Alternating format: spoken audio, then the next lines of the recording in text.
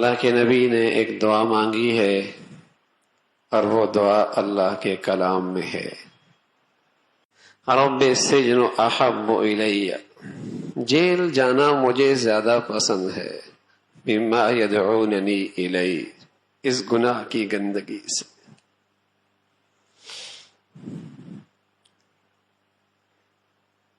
ایسی گناہ سے نفرت، ایسی اس کی برائی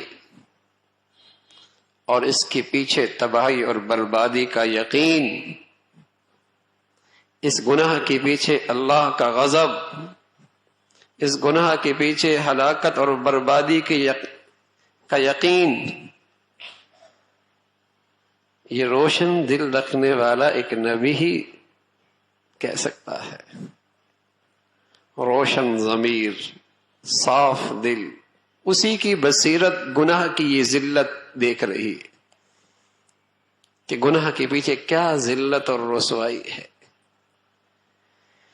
کہنے لگے رب السجن احب الی مما یدعوننی الی، اے اللہ اس گناہ سے بچا لے، اگر اس کی خاطر مجھے جیل جانا پڑے تو مجھے یہ پسند ہے، جیل جانا مجھے زیادہ پسند ہے۔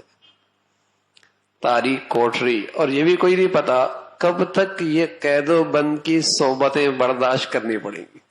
اس لیے کہ بس اوقات میرے عزیزو، کوئی ایک گناہ اس پہ شرمندگی نہ ہو، بس اوقات وہ انسان اپنی پوری عاقبت برباد کر دیتا۔ کون سا گناہ موت کے وقت مصیبت بن کے آ جائے اور بغیر کلمے سے چلا جائے؟ کون سا گناہ؟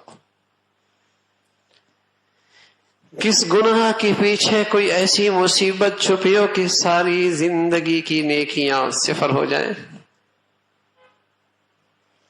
کون سا گناہ موت کے وقت آڑ بن جائے، زبان پہ کلمہ جاری نہ کرنے دے؟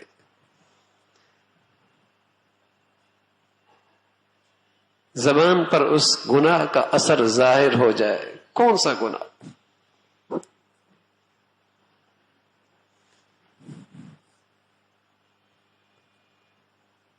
اس لیے حضرت عبداللہ ابن عباس رضی اللہ عنہ فرمایا کرتے تھے، اللہ کی نافرمانی کے پیچھے اللہ کا غضب چھپا ہوا کرتا۔ اللہ کی نافرمانی کے پیچھے اللہ کا غضب چھپا ہوا ہوتا ہے۔ ایسا شخص ہر وقت خطرے میں ہے کب اللہ کے غضب کے نشانہ بن جائے، کس وقت اللہ کے غضب کا نشانہ بن جائے، کہیں تماشا بن جائے، دنیا کے لیے تماشا بن جائے۔ واہ تھی، بڑی واہ تھی، دیر کہاں لگتی ہے تماشا بننے میں۔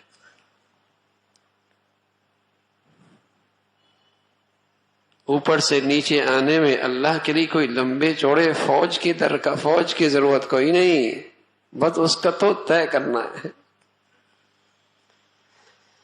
تو عبداللہ ابن عباس رضی اللہ عنہ فرمایا کرتے تھے، نہ جانے کون سا گناہ اس کے پیچھے اللہ کا غضب چھپا ہوا ہو اور وہ اس کے لیے ہلاکت کا باعث بن جائے۔ لیکن آج کے مسلمان کی ہمت اتنی پست ہے اور گناہ اس کی زندگی میں ایسے رچ بس گئے کہ اس کا خیال بھی اسے نہیں آتا کہ میں نے اپنے دامن کو گناہ کی ہر گندگی سے بچانا ہے۔ یہ خیال ہی نہیں آتا اس کو، یہ طے ہی نہیں کرتا، یہ عزم ہی نہیں کرتا کہ میں نے اپنے دامن کو ہر گناہ کی گندگی سے بچانا ہے۔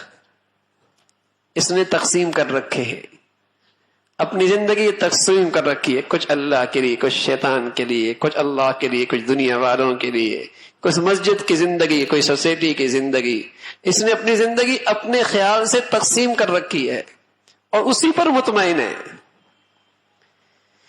اسے یہ خیال ہی نہیں کہ شیطانی زندگی کبھی ایسی رسوائی دکھائے گی کہ ساری زندگی بے دینی کی ہو جائے گی۔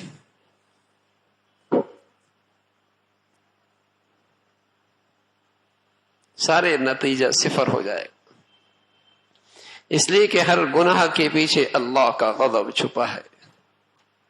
اگر ہم نے اسے اپنی زندگی کا حصہ بنا لیا اور ایسی گناہوں کی ظلمت نے مت ماری کہ ہم نے گناہوں کی زندگی کو اپنی تجارت کا سہارا بنا لیا، گناہوں کی زندگی کو اپنی معیشت کا سہارا بنا لیا، گناہوں کی زندگی کو اپنے اسٹیٹس کا سہارا بنا لیا، ہم نے گناہوں کی زندگی کو اپنی ترقی کا سہارا بنا لیا، ایسی گناہوں کی ظلمت نے مت ماری جو بربادی کا سامان ہے، آج ہم نے اسے اپنی فلاح کا سامان بنا لیا۔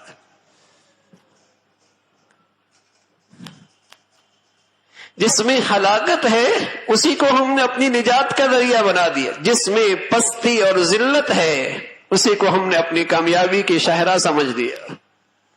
ایسی گناہوں کی ظلمت نے مت ماری ہے۔ اللہ کی نافرمانی بہت بڑی احسان فراموشی ہے۔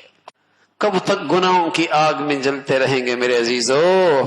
اس آگ کی تپش اس دنیا میں کم ہے، قسم خدا کی موت کی کڑواہٹ اس تپش سے بھی گناہگار کے لیے زیادہ ہے، اور قبر کی بربادی اس سے زیادہ ہے، اور کل کی آگ نار اللہ الموقدہ التی تطلع علی الافئدہ، وہ اللہ کی آگ ہے، وہ صرف جسموں تک بس نہیں ہوگی، وہ دلوں تک بھی چھو جائے گی، دلوں تک بھی وہ آگ پہنچ جائے گی۔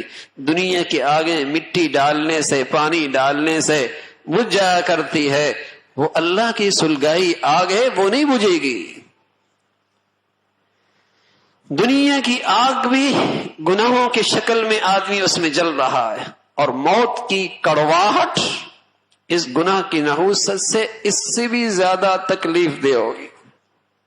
اب علیہ الصلوۃ والسلام فرمایا کرتے تھے، اللہ کے مجرم کی سانس جس انداز سے نکلتی ہے، زمانہ دنیا والے دیکھ لیں اسے یوں بھی یارو مددگار چھوڑ کے بھاگ جائے، لیکن اللہ نے پردے میں رکھا ہے، اسے پتہ ہے جو اس سے بیت رہا ہے، جو اس سے گزر رہا ہے۔ پھر مثال دی، فرمایا باریک سا کپڑا، دوپٹہ اگر جھاڑیوں میں الجھ جائے اور پھر اسے کھینچ کر نکالا جائے، جیسے وہ دوپٹہ تار تار ہو جاتا ہے، ایسی جب اس کی روح نکلتی تو جسم اس کے ٹکڑے ٹکڑے تار تار ہو جاتا۔ اللہ حفاظت فرمائے، اللہ محفوظ فرمائے۔ جب زندگی میں گناہوں کی آگ میں جلتا ہے تو موت کی تلخی اس تپش سے بھی زیادہ، اس سے بھی زیادہ۔ تو میرے عزیزو، اللہ کی نافرمانی سے بچنے کا فیصلہ ہو، اس سے فیصلہ ہو، اور اللہ سے مدد مانگی جائے۔